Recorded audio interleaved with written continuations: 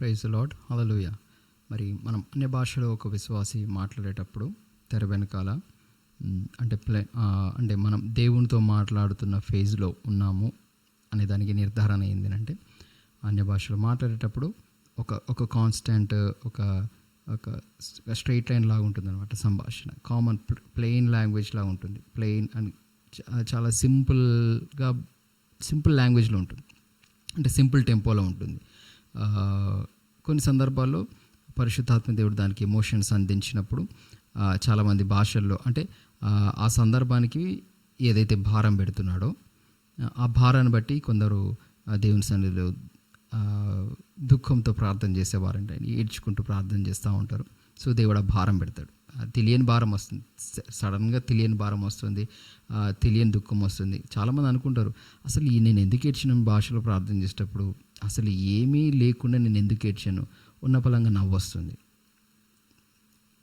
ఎందుకు అలా సంతోషం వచ్చింది అని అంటే అంటే ఉచ్చరింప శక్యం కానీ మూలుగుతో ఆత్మ తానే మన పక్షంన సమస్త పరిశుద్ధుల కొరకు కూడా విజ్ఞాపన చేయించున్నాడు. అంటే ఆ సమయంలో పరిశుద్ధాత్మ దేవుడు మన ద్వారా పరిశుద్ధుల కొరకు విజ్ఞాపన చేస్తున్న ఫేజ్ అది మనం అర్థం చేసుకోవాలి. అంటే మన మన మన రక్త సంబంధికులు కానీ, మన స్థానిక సంఘ సభ్యులు కానీ, ఎవరైనా కానీ, మన కుటుంబ సభ్యులు కానీ, ఎవరైనా కానీ తెలియని సమస్యలో ఉన్నప్పుడు కానీ, తెలియని ప్రాబ్లంలో ఉన్నప్పుడు మనం ప్రార్థన చేసేయడానికి పరిశుద్ధాత్మ దేవుడు ప్రేరేపణిస్తాడు. సో ఇప్పుడు అది అర్థం కావాలి అంటే, ఇప్పుడు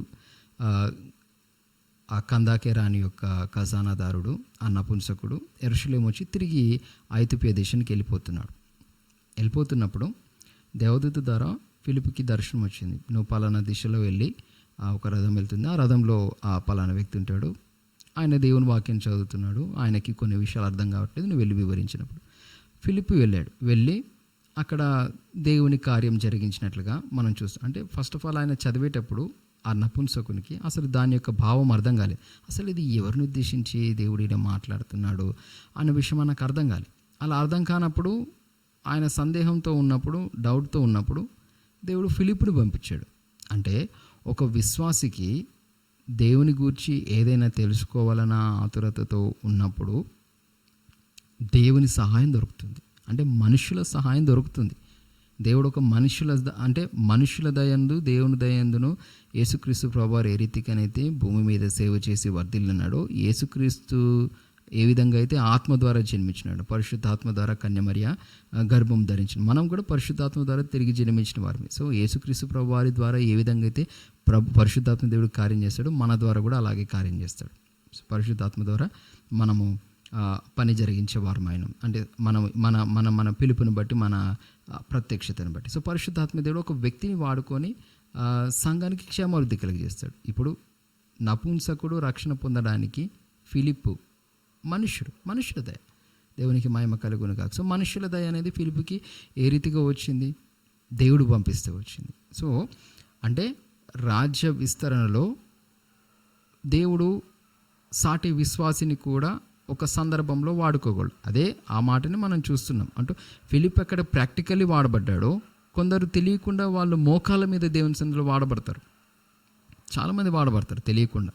ప్రార్థన గదిలో కూర్చున్నప్పుడు వాళ్ళకి అసలు ఏ ప్రే టాపిక్ చేస్తున్నారో కూడా అవగాహన లేకుండా అన్ని భాషలు ఎక్కువసేపు ప్రార్థన చేసేవాళ్ళు, గంటల తరబడి అన్ని భాషలో ప్రార్థన చేసేవారు ఉన్న పలంగా ఏడుస్తూ ఉంటారు, ఉన్న పలంగా నవ్వుతూ ఉంటారు, ఉన్న పలంగా సంతోషంతో ఉంటారు, ఉన్న పలంగా గద్దిస్తూ ఉంటారు, సంభాషిస్తున్నట్టు మాట్లాడుతున్నట్టుగా ఎన్నో సందర్భాలు కనబడతాయి. అంటే దేవుడు ఫిలిప్పుని ఏ రీతిగానైతే నపుంసకుని విషయంలో, కందకే రాణి యొక్క ఖజానాదారుని విషయంలో ఏ విధంగా అయితే వాడుకున్నాడో, ఆ మోకాళ్ళ మీద ప్రార్థన చేస్తున్న వ్యక్తిని కూడా పరిశుద్ధాత్మ దేవుడు ఫిలిప్పును వాడుకున్నట్టుగా నపుంసకుని కొరకు ఏ విధంగా అయితే వాడుకున్నాడో నిన్ను కూడా ఆ రీతిగానే వాడుకుంటున్నాడు.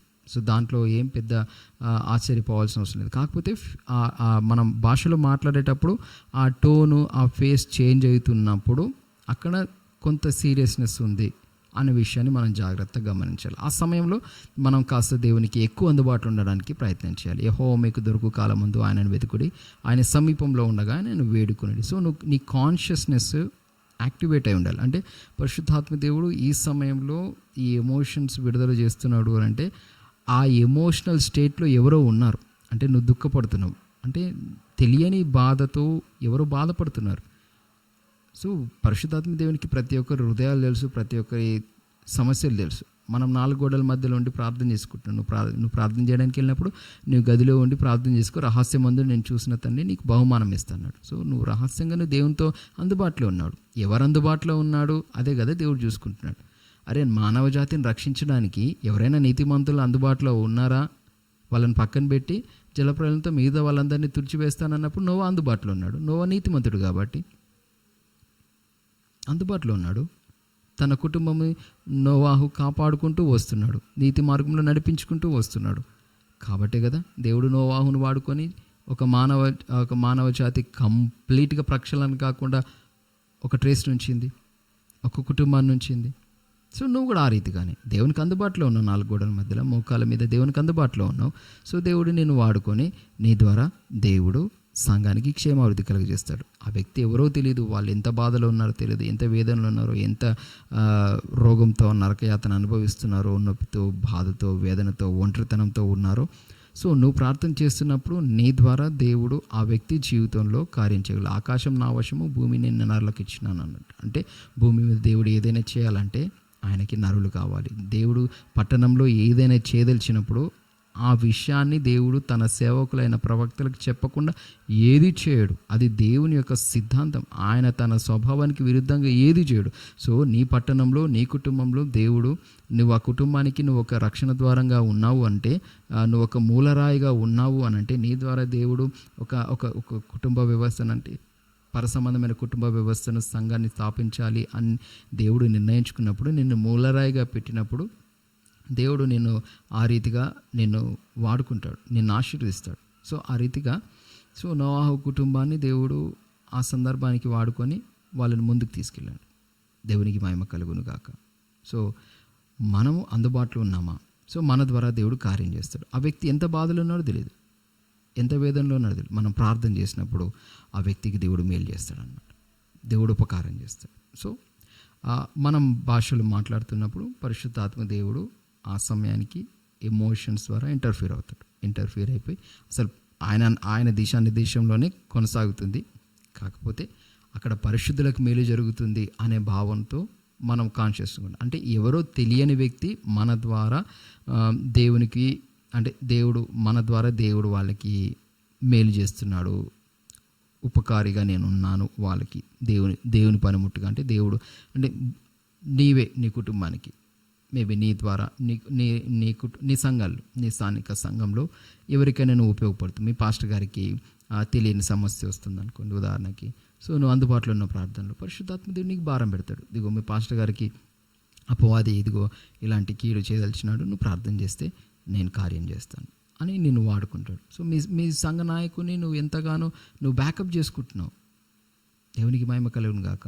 సో సంఘ పెద్దలుగా అయి ఉండొచ్చు, వాళ్ళు ఎవరైనా ఉండొచ్చు, నీ తల్లిదండ్రులు కావచ్చు, నీ పిల్లలు కావచ్చు, వాళ్ళ స్కూల్లో కానీ, కాలేజీలో కానీ, వాళ్ళ ఆఫీస్లో కానీ, వాళ్ళకి ఏదైనా సమస్య వస్తున్నప్పుడు దేవుడు నీకు భారం పెడతాడు. నువ్వు ప్రార్థించి నేను ఆ భారాన్ని తప్పిస్తాను అంటే భూమి మీద ఏకీభవించాలి దేవునికి.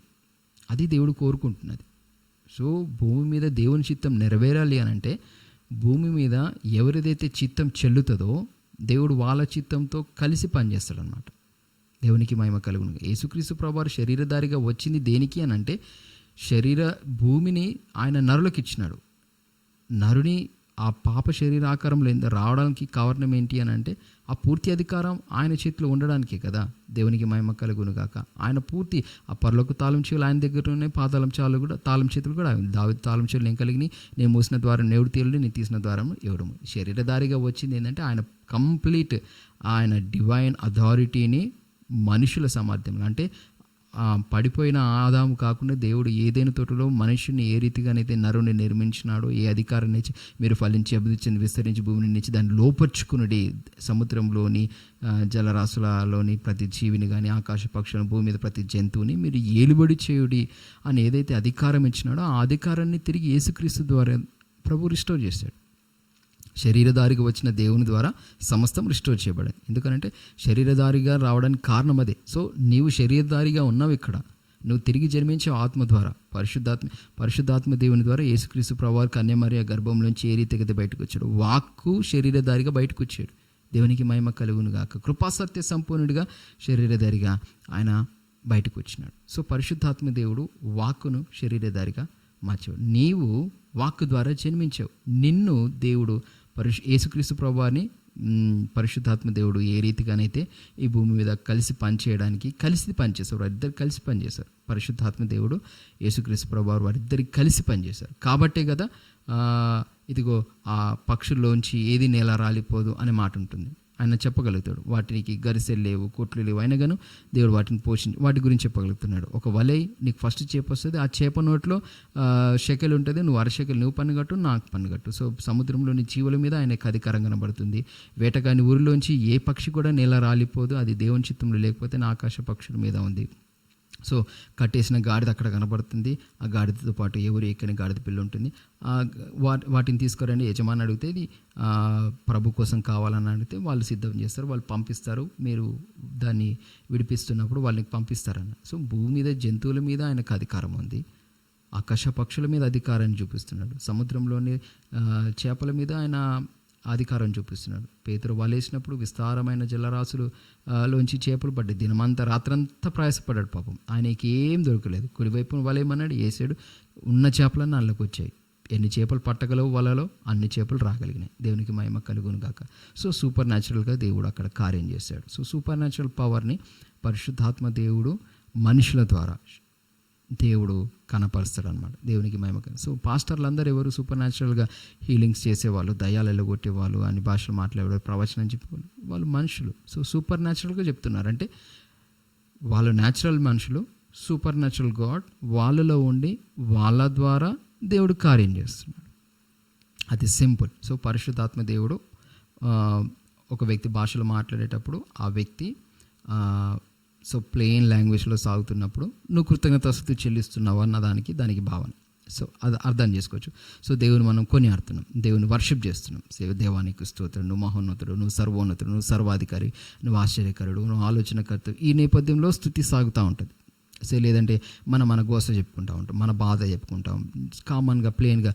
ప్రభా నాకు బాధ అవుతుంది, ఇంట్లో కొంచెం కష్టంగా ఉంది, నా పరిస్థితి బాగాలేదు, ఆఫీస్లో జాబ్లో ప్రాబ్లం ఉంది, లేదంటే ఇదిగో పిల్లల జాబ్ విషయంలో సమస్యలు ఉన్నాయి, వాళ్ళ చదువు విషయంలో, వాళ్ళ ఆర్థికపరమైన వాళ్ళ వనరుల విషయంలో నాకు ఈ సమస్యలు ఉన్నాయి, నాకు కొంత ఇగో వెళ్ళి రావడానికి ఎన్నో ఉంటాయి. మనం దేవునితో ఒక స్నేహితునిగా, ఇప్పుడు ఒక స్నేహితుడు ఇంకో స్నేహితునికి ఉన్న గోస అంతా చెప్పుకుంటాడు, మొత్తం కక్కేస్తాడు. వాడి మనసులో వాడి నెత్తిలో ఉన్న గోస అంతా బాధ అంతా కక్కేస్తే ఎంత నెమ్మలమవుతుందో. ఒక మంచి ఫ్రెండ్ ఉన్న వాళ్ళకి అర్థమవుతుంది. ఒక మంచి ఫ్రెండ్ ఉన్నవాడు వాళ్ళిద్దరు కలిసి వచ్చారు అని అంటే ఉన్న భారం అంతా వాడి నెత్తిలో వేసేస్తాడు, ఫ్రీ అవుతాడు.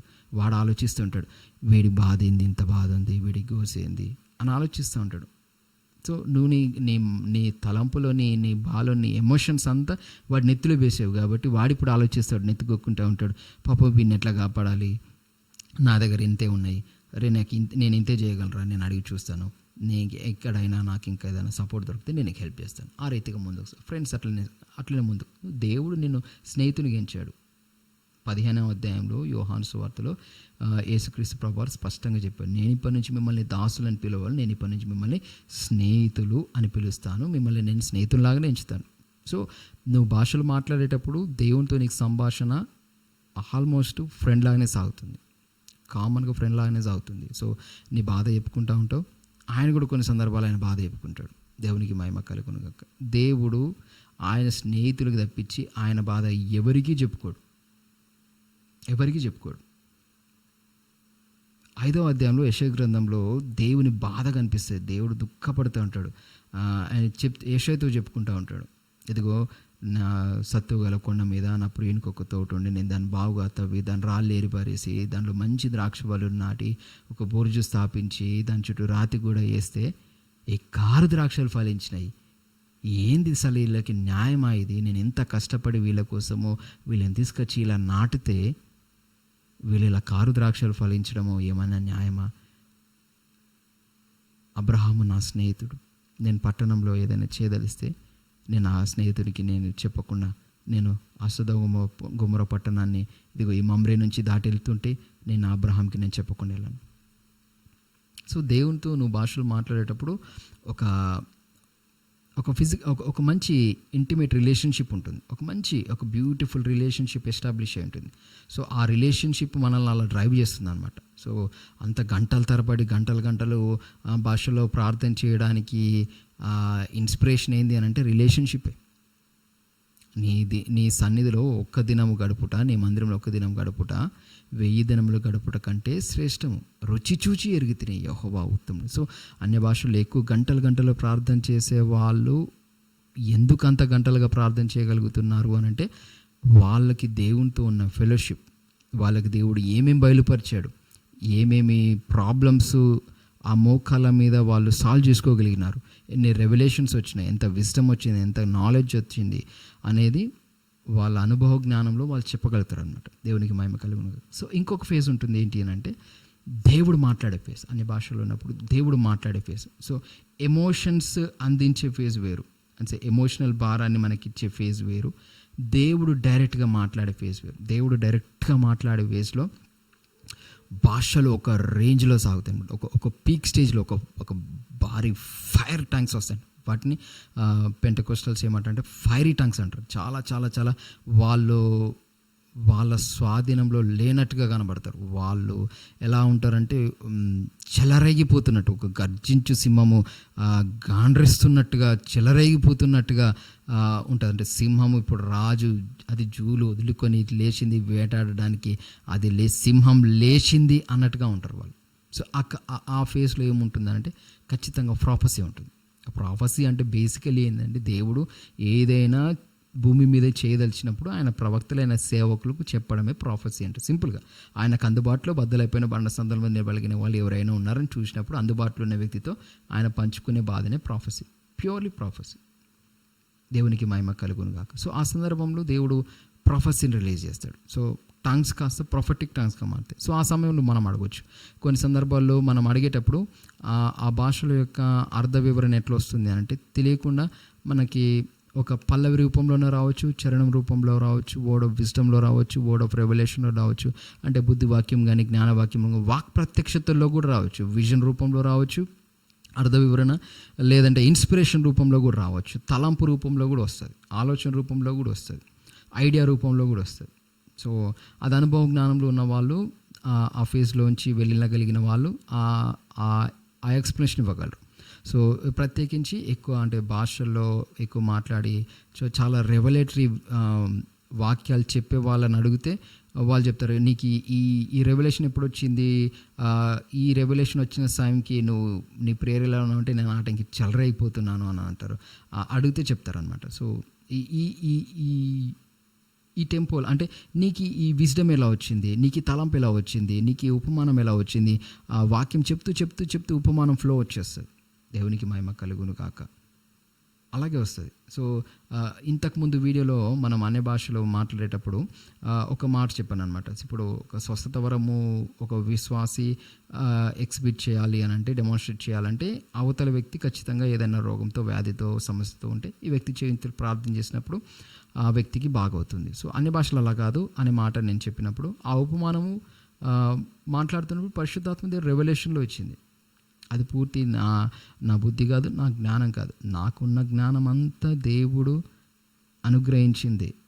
అసలు నేను ఏ పాటి వాడిని, ఇంత పరలోకపు మర్మాలు, ఆయన రాజ్యంకి సంబంధించిన శ్రేష్టమైన సంగతులు ఈ చిన్న మట్టి పాత్రకి దేవుడు అనుగ్రహించినాడు. కృప చొప్పుననే నేను ఇవన్నీ పొందుకోగలిగినాను. కృప చొప్పుననే, నా జ్ఞానం కాదు, నేను చదువుకున్న నా అనలిటికల్ ఎడ్యుకేషన్, సెక్యులర్ ఎడ్యుకేషన్లో అనలిటికల్ ఎబిలిటీ కాదు, లేదంటే థియాలజీ చేస్తే థియాలజీ అంటే దైవ ధ్యాన శాస్త్రాన్ని, ఆ వాక్యాన్ని వివరించి చదవడం వల్ల వచ్చింది కానే కాదు.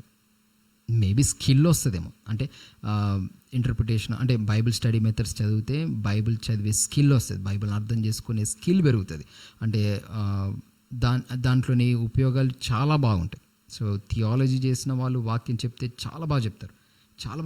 ఎందుకనంటే వాళ్ళకి ఒక హోలిస్టిక్ వ్యూ ఉంటుంది బైబిల్ని చాలా హోలిస్టిక్ వ్యూలో చూస్తూ, ప్లస్ వాళ్ళకి దేవుడు, పరిశుద్ధాత్మ దేవుడు వాళ్ళకి ఇచ్చే revolutions, word of wisdom, word of knowledge కలగలిపి చెప్పినప్పుడు వాక్యము రాతి గుండెలను కూడా మాంసపు గుండెల మార్చేస్తుంది అనమాట. ఎంత కఠినుడు, మూర్ఖుడు కూడా వాళ్ళ వాక్యం ద్వారా ఎంత ఎంత ఎంత సింహం వంటి వాడు, గొర్రె పిల్లలాగా మారిపోతాడు.